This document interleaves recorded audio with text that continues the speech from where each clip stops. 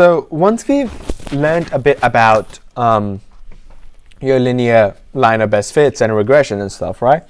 We need to determine when it is actually appropriate to use a linear function, right? So for example, if I have a bunch of data like this, right?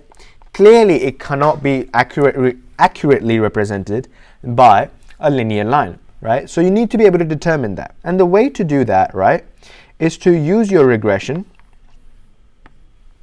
okay? Get your line of best fit, and then what you do is you go ahead and get a residual plot, okay? So essentially what the residual plot is you have for every point on that graph, you find the y value that is observed, right? The y value that is given, take the y value that is predicted by your line of best fit, right? So in this, for example, for this point, the y value is maybe 1, and I predict it to be 0. Here, the y value is maybe 2, I predicted it to be 1.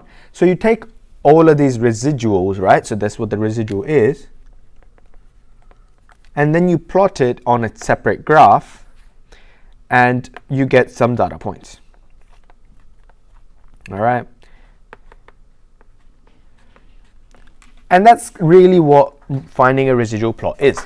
Again, calculators can also do that, so you should know how to be able to do it on a calculator, and it helps with verifying stuff as well.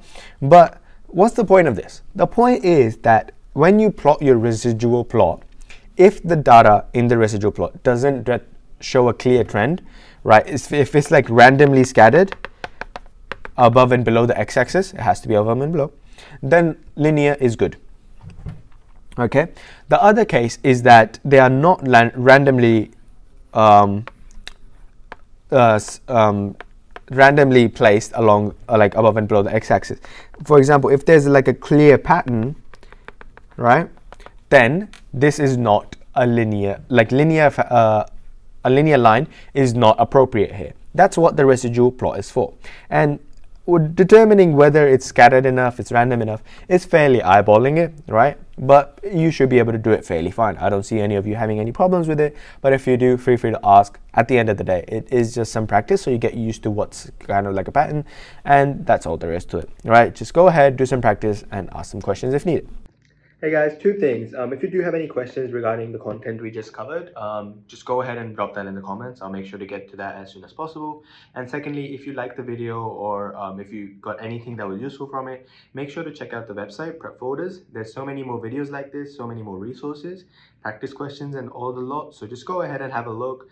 If you need help, there's some tutors and mentors there as well. So just have some fun over there. And yeah, we'll see you on the other side.